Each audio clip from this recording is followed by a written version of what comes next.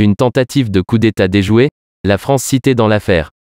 Les autorités maliennes ont attendu d'avoir la main sur la situation, avant d'annoncer qu'il y a quelques jours, des militaires maliens ont entrepris de renverser le colonel Assimi Goïta et son gouvernement. Les autorités maliennes affirment qu'un pays étranger est au cœur de ce coup foiré. Qui a voulu renverser le colonel Assimi Goïta au Mali il y a quelques jours? C'est la question que pose le communiqué que vient de rendre public les autorités de transition. Selon ce communiqué, une tentative de coup d'État a été éventée par l'armée dans la nuit du 11 au 12 mai 2022. À en croire le colonel Abdoulaye Maïga, ministre de l'administration territoriale et de la décentralisation, le coup a des commanditaires externes et des exécutants internes.